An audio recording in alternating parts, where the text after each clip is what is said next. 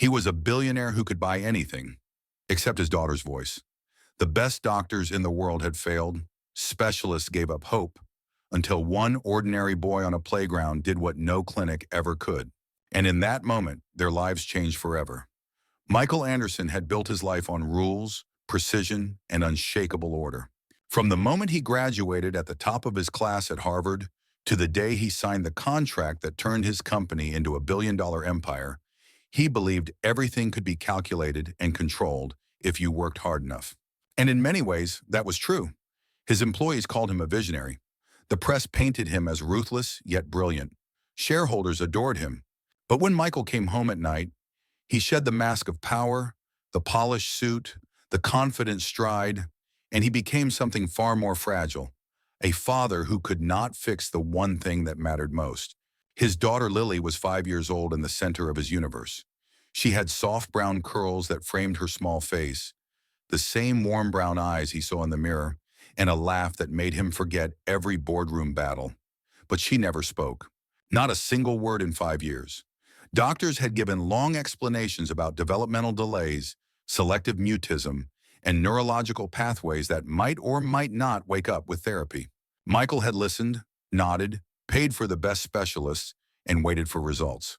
But the silence remained. Every night when he tucked her into bed and kissed her forehead, he would whisper, "Good night, sweetheart. Daddy loves you." She would smile and hug him, and though her arms gave him comfort, the absence of a reply cut him to the bone. The world believed Michael was untouchable. They saw a man in a custom suit who could command any room, a millionaire whose every decision moved markets. Yet none of his wealth, none of his intellect, none of his power could unlock Lily's voice. He would gladly give it all away for a single word from her lips, for the chance to hear her call him Dad. That longing followed him everywhere, in the office, at meetings, even in moments of triumph when the world applauded him. Beneath every achievement, there was the gnawing reminder that he was powerless where it truly counted. One Sunday morning, he decided to take Lily to the park. His chauffeur usually drove him straight to skyscrapers or gala dinners, but today Michael told him to stop at the playground near Central Park. He wore a navy suit out of habit, but already it felt strange among the bright sneakers and sweatshirts of young parents. As soon as they stepped out of the car, Lily's tiny hand tightened around his fingers. She looked at the swings and the climbing frames with wide eyes, curious but hesitant, as though the noise of other children was a foreign language she didn't know how to speak. Michael led her gently forward, lowering himself onto a bench while she stood just a few steps away, frozen like a deer at the edge of the woods. He sat back, trying to appear calm, though his heart raced with helplessness. Other children shouted and laughed, their words flying through the air like bubbles. Lily didn't even try to join them. She crouched near the sandbox, drawing circles with her finger in the dust, eyes downcast. Michael watched her, his chest heavy with frustration. He had given her everything money could buy: beautiful clothes, the best toys, endless books with pictures she loved to flip through. But what she needed most, he couldn't provide. He had board meetings scheduled for next week with people who would bow to his decisions. And yet here, in the middle of a playground, he was utterly powerless. Parents nearby stole glances at him. They recognized him. His face had been on magazine covers more than once. Some whispered, surprised to see the city's untouchable millionaire on a wooden bench with no bodyguards, looking more human than they'd imagined. But Michael wasn't thinking about his reputation. He was thinking about Lily, about the vast distance that seemed to separate her from the rest of the world. He longed for a miracle, but miracles, he had always believed, were for fairy tales.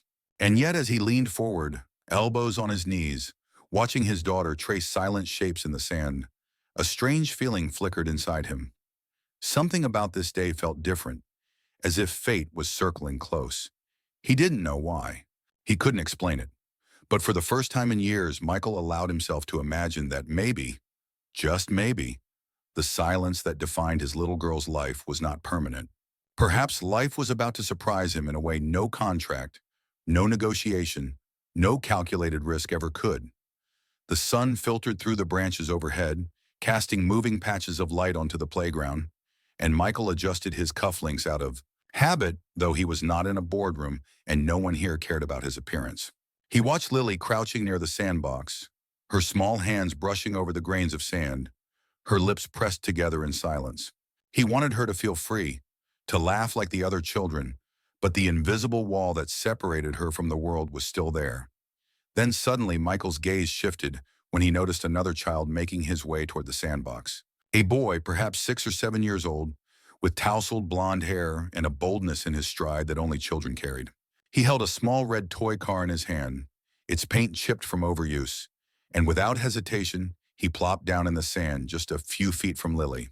He started pushing the car back and forth, the sound of wheels crunching against the sand loud in the stillness. Michael stiffened, ready to intervene. Lily often froze around strangers, especially children. She would look at them, sometimes longingly, but never approach, never respond. He braced himself for her to turn away or run back toward him. Instead, she paused. Her dark curls fell across her cheek as she lifted her eyes slightly, watching the boy. He didn't speak at first, just continued pushing the car, making little engine noises under his breath, entirely unbothered by her silence. "Vroom," he said finally, his voice light and filled with life. He looked at Lily, grinned, and held the car out to her. "Your turn." Michael's heart tightened. He expected Lily to retreat into herself, to ignore the gesture. But to his astonishment, she hesitated, then slowly reached out with trembling fingers.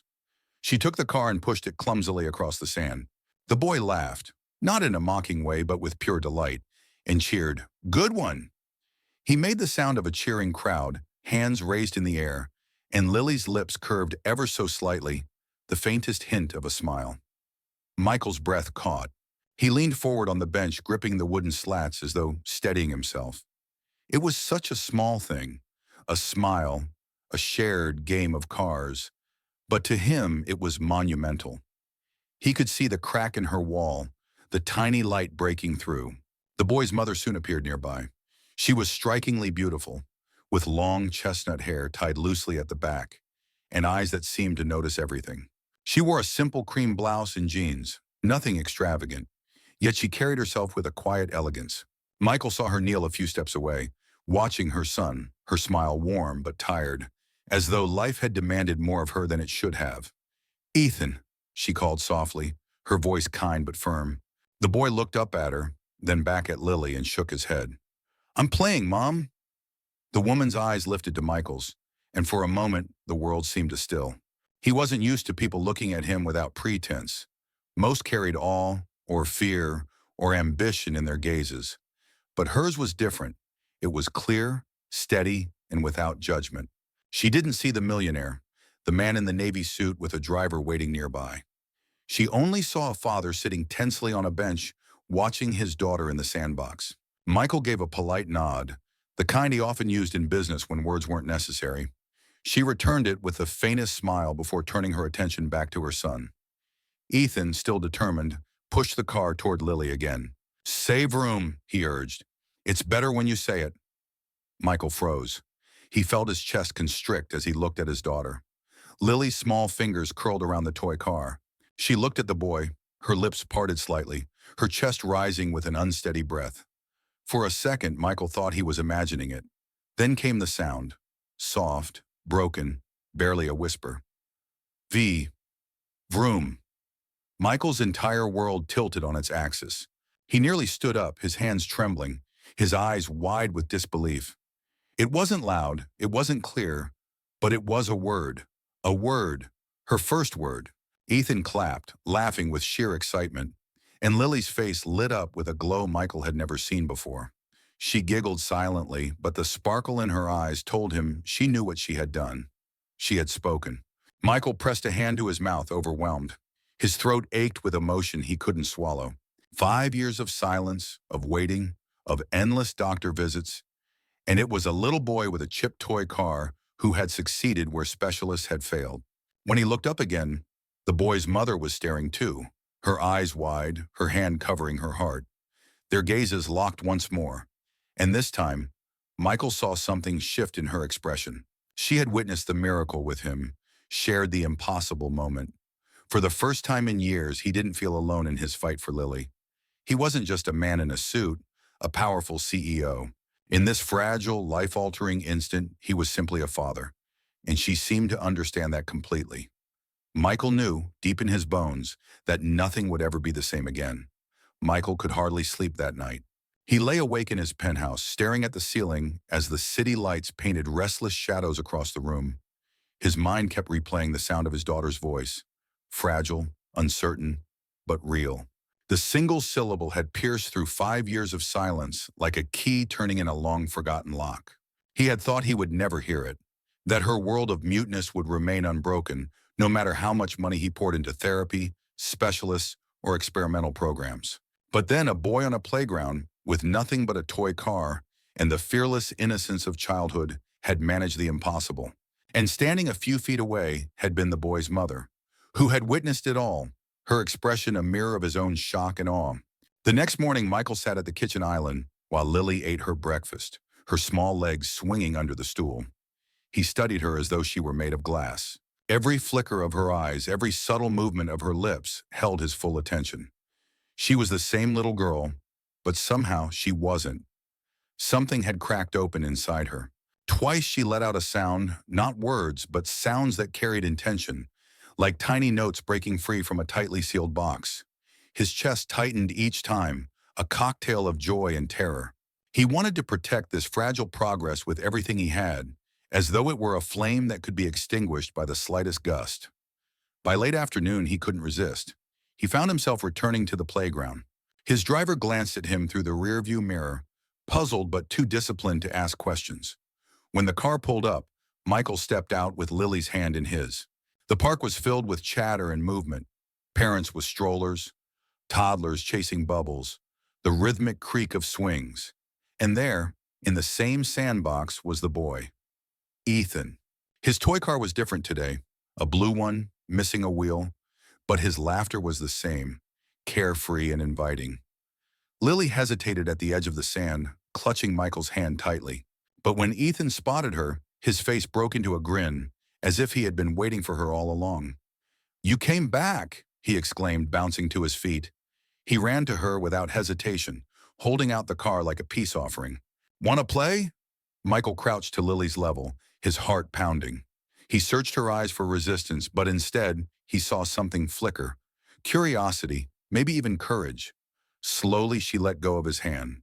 It felt like a leap off a cliff, but she stepped into the sandbox. Ethan handed her the car, and to Michael's astonishment, Lily took it without hesitation this time. "Vroom," Ethan said, nudging her with his shoulder, encouraging her like a coach who knew just how to unlock potential. Lily's lips parted again, and for a second Michael stopped breathing. Vroom. It was clearer this time, stronger. Michael felt a rush of heat behind his eyes, but he blinked it back. He couldn't crumble here, not in front of his daughter. She needed his strength, not his tears. But inside, his world was collapsing and rebuilding itself at the same time. As he steadied himself, a presence drew his attention. Standing nearby was Ethan's mother. She wore a light blue dress today, her hair pulled into a loose braid. She was radiant without effort, though it wasn't her beauty that struck him most. It was the way her eyes softened as she watched Lily. There was no pity in her gaze, only understanding. Michael rose to his full height, his instinct as a CEO to command every space he entered. But here, before her, he felt strangely disarmed. "Your son," he began, his voice lower than intended. He's remarkable." She gave a small laugh, brushing a strand of hair from her face. "He's stubborn, that's what he is. When he decides something, he doesn't let go. I guess that's a gift sometimes." Her voice carried warmth that melted through his guarded composure. Michael extended his hand almost without thinking. "Michael Carter." She looked at his hand, then back at him, before shaking it. Her grip was firm yet gentle. "Emily Hayes," she replied. "And that's Ethan, as you've gathered." He nodded, glancing back at the children. Lily was pushing the car along a track Ethan had drawn in the sand, and though her voice was faint, Michael could hear her whispering the sound again, each attempt a little stronger. Ethan cheered her on as if she were accomplishing the greatest feat in the world. "You should know," Michael said, his voice rougher than he liked. "That was the first time she's spoken. Ever."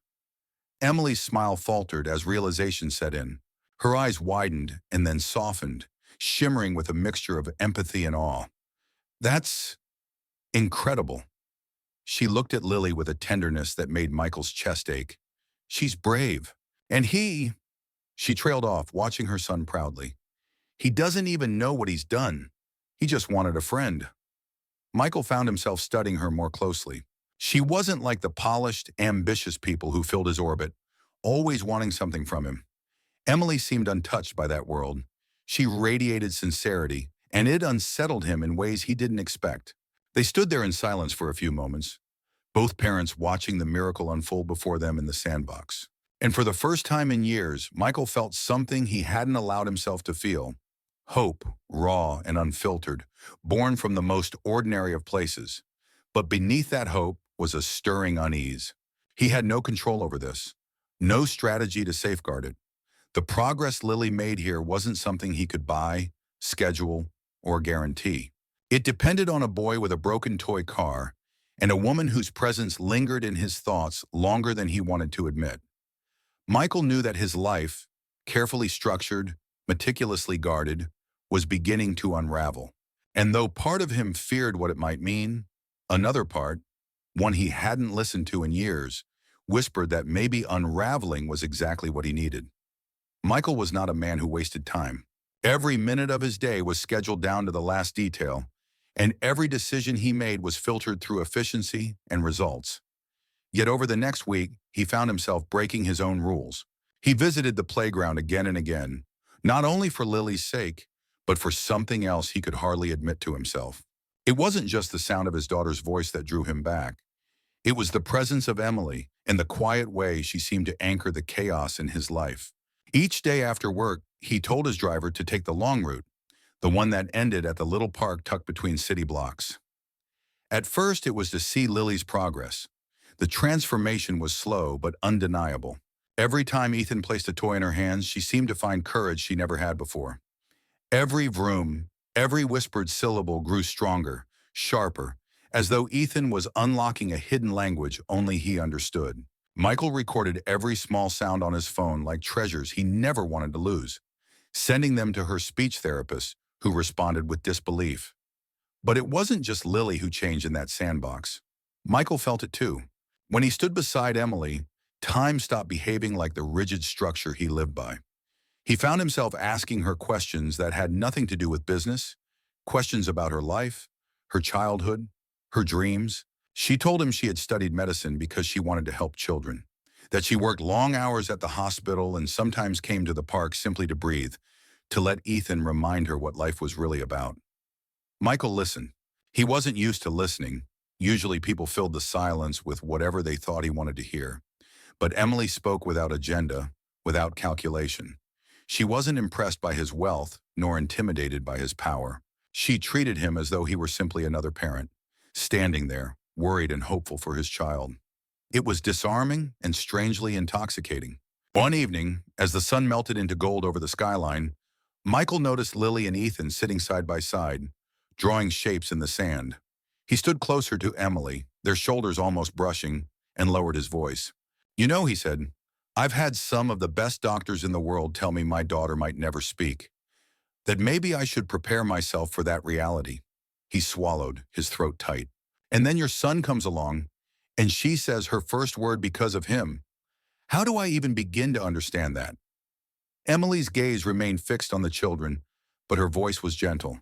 "Sometimes medicine can't explain everything. Sometimes healing comes from places we don't expect. Children, they see the world without barriers. They don't care about limitations. They just try." Ethan didn't see a girl who couldn't speak. He saw a friend. Michael turned toward her, studying her profile in the fading light.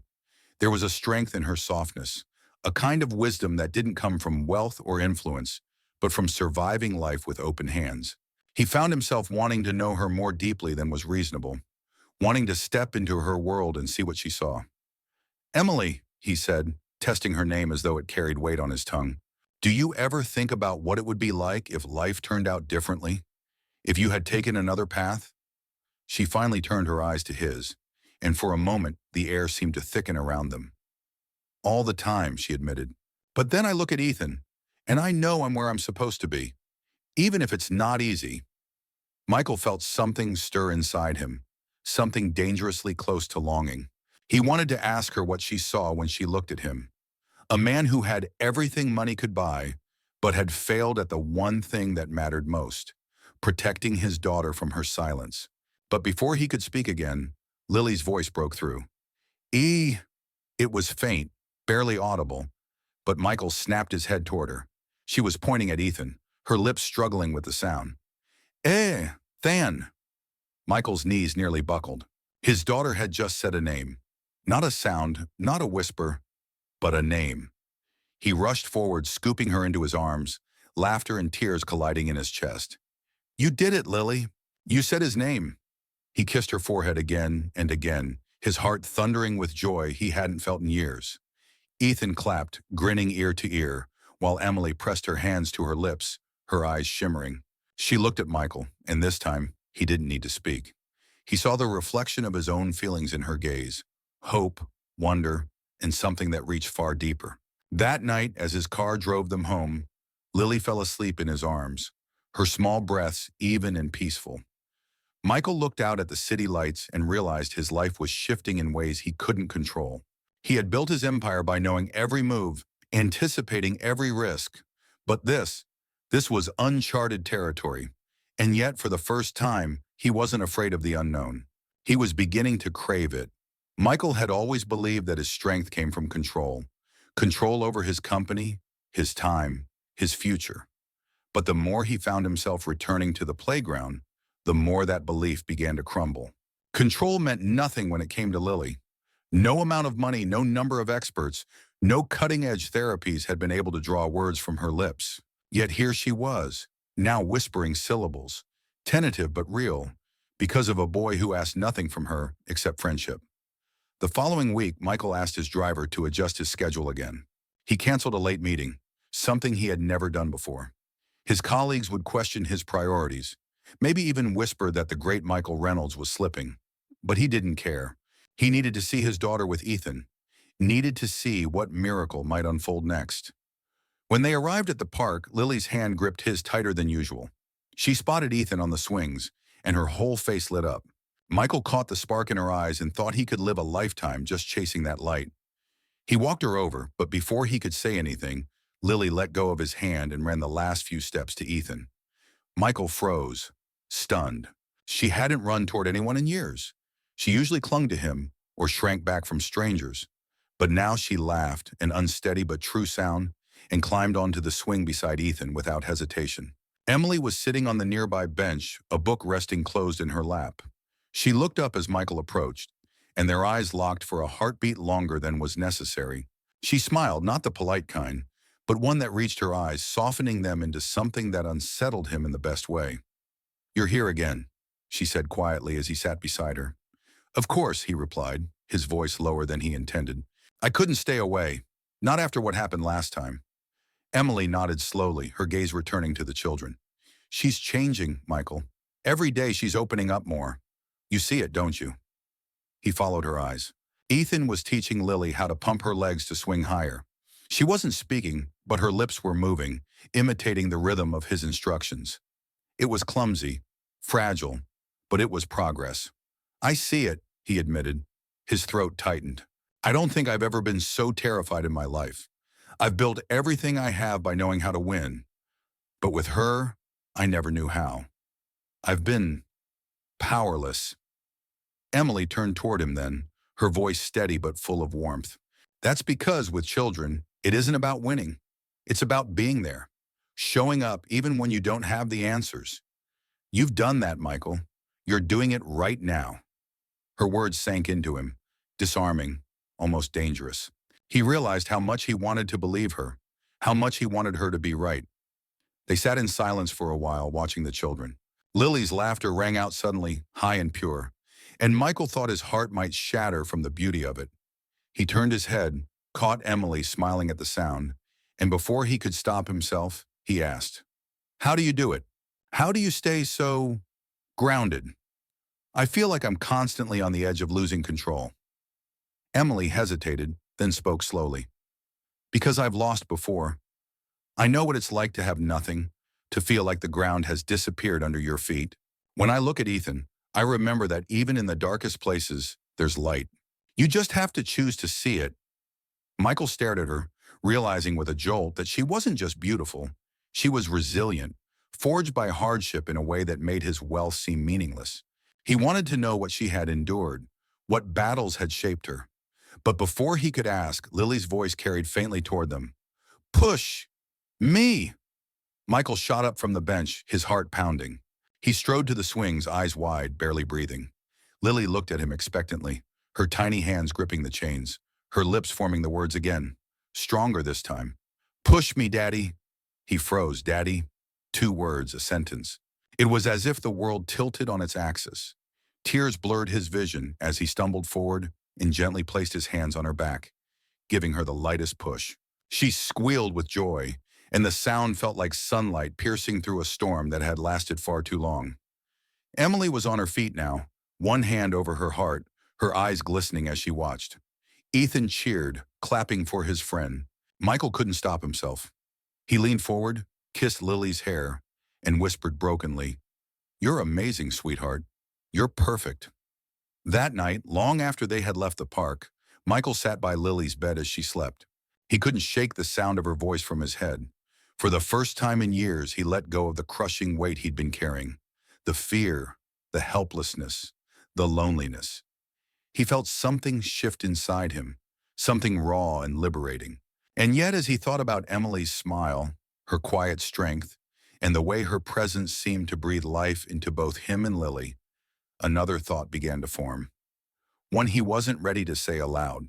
Maybe, just maybe, miracles didn't happen by accident. Maybe they happened when the right people crossed paths at exactly the right time. Michael woke earlier than usual the next morning, long before the city outside his penthouse windows came alive with traffic and noise. He had barely slept, his mind replaying Lily's voice again and again, like a song he couldn't stop listening to. "Push me, Daddy." The words echoed in his head, stirring emotions he thought he had long buried. Gratitude, awe, and fear. Fear that this fragile breakthrough might vanish if he blinked too long. He walked into Lily's room and found her sitting up in bed, still holding the stuffed bunny she slept with. Her big brown eyes widened when she saw him, and then, to his shock, her lips moved. "Daddy." The word was soft, barely a whisper, but it was real. His knees nearly buckled at the sound. He gathered her in his arms and held her close, whispering promises he couldn't stop himself from making, that he would never let her down, that he would protect this newfound voice of hers with everything he had. The day should have been filled with business, meetings, and decisions worth millions, but Michael couldn't bring himself to focus. He canceled half his schedule, ignoring the raised eyebrows of his assistant, and called Emily instead. His voice was uncharacteristically uncertain when she picked up. "Emily, I know this might be forward, but could you and Ethan join us for dinner tonight? At my home."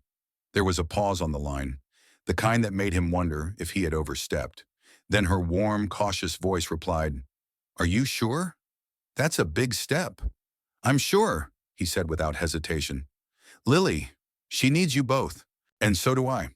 That evening, the city lights sparkled beneath the glass walls of Michael's penthouse as Emily and Ethan arrived. Michael had never felt nervous welcoming anyone into his home before. Clients, investors, politicians. But as he watched Emily step inside, wearing a simple dress that made her beauty even more disarming, his chest tightened.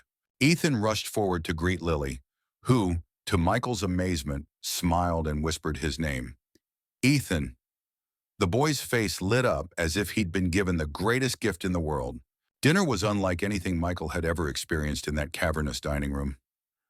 Normally, meals there were silent, punctuated only by the clink of cutlery or the low murmur of business talk. But now there was laughter. Ethan told stories between bites, his animated voice filling the space with life. Lily giggled at his jokes, her own sounds hesitant but present, like fragile threads weaving into the fabric of conversation. Michael found himself watching Emily as much as he listened to her. She didn't just eat politely, she created warmth around her, effortlessly making the sterile luxury of his home feel human. She asked about Lily's favorite things, told gentle stories from the hospital, and even teased Michael lightly about how serious he looked when he was concentrating. For the first time in years, he laughed, really laughed at himself. But beneath the warmth was a tension Michael couldn't ignore. He was aware of the vast distance between his life and Emily's, between the glittering world of wealth and the quieter, harder reality she had lived. He wanted to close that distance, but he wasn't sure if he could. When Ethan spilled his juice and Emily quickly reached for a napkin, Michael saw how practiced she was at handling chaos, how natural it came to her. It was something he had never learned, something money had never taught him. Later after dinner, the children played in Lily's room, while Michael and Emily found themselves standing by the window, the city sprawling endlessly beneath them. "Thank you for coming," he said softly, his voice carrying an unusual vulnerability. Emily turned to him, her expression thoughtful. "You know, Michael, it's not just about what Lily is finding through Ethan. It's also about what you're finding." He frowned slightly, not understanding. "What do you mean?" "You're learning how to let go," she said simply. "How to trust, how to open up. She feels it. That's why she's blooming. Children can sense when walls come down." Her words struck him harder than he expected. He had built his empire on walls, walls of steel, glass, money, and control. And yet here was a woman telling him that the very act of lowering them might be what saved his daughter. Michael wanted to tell her how much she mattered already, how much her presence felt like a lifeline he hadn't known he was drowning for. But something in her eyes held him back, a flicker of pain, a shadow of a past she hadn't shared. He sensed that she, too, had walls, and rushing her would only push her further away. Instead, he said quietly, "I don't know how to do this, but I want to learn." Emily's gaze softened, and she nodded. "Then you're already halfway there." Before he could say more, laughter erupted from Lily's room. He looked toward the sound, and his heart clenched at the thought that this simple, imperfect joy, was worth more than every deal he had ever closed. That night, long after Emily and Ethan had left, Michael sat in Lily's room again, watching her sleep. The city roared outside, but inside there was peace. He thought about Emily's words, about the miracle unfolding before him, and for the first time in years, he wasn't afraid of tomorrow. He was hungry for it. The following week unfolded in ways Michael could never have predicted. His days, once consumed by endless boardroom negotiations and the ticking clock of Wall Street, now seemed to revolve around moments far more fragile. Lily's hesitant words, Ethan's laughter, and Emily's quiet presence that unsettled and soothed him at once. But beneath the joy, Michael couldn't shake the gnawing awareness that Emily carried something heavy inside her. It was there in her pauses, in the way her smile sometimes faltered when she thought no one was looking, in the guardedness of her eyes whenever the conversation veered too close to her past. One Friday evening, after another shared dinner at his home, the children insisted on building a fort in the living room out of pillows and blankets. Their laughter filled the penthouse, echoing against the tall glass windows, as Michael and Emily sat on the sofa with steaming mugs of tea. For once there was no rush, no pressure, no business calls, just silence and the soft glow of the city beyond. Michael had been patient until now, but tonight something in him pressed for answers. He leaned toward her slightly, his voice low. "Emily, I don't mean to pry, but I feel like there's so much you're not telling me. And I want to understand you, not just the parts you let people see." Her fingers tightened around her mug. For a long moment, she didn't look at him, only at the children as they giggled beneath their blanket fort. Finally, she sighed, setting the mug down with trembling hands. "Michael, my life hasn't been simple, and not all of it is something I'm proud of." "I'm not looking for perfection," he said gently. "Just the truth." She closed her eyes briefly, gathering courage. "When I was 20, I thought I had my life mapped out. I was in medical school, full of ambition, engaged to a man who promised me the world. But then, everything fell apart. My fiancé, he wasn't who I thought he was. He was manipulative, controlling, and when I tried to leave, he made sure I had nothing. No support, no money, no safety. I walked away from that relationship with nothing but Ethan growing inside me. I was 21, pregnant, and alone." Michael's chest tightened. The image of Emily, young, abandoned, forced to raise a child alone, was unbearable. But she wasn't finished. Her voice wavered as she continued. "I worked through medical school with a baby on my hip, taking night shifts, living in places you wouldn't believe. There were days when I didn't eat just so Ethan could have enough.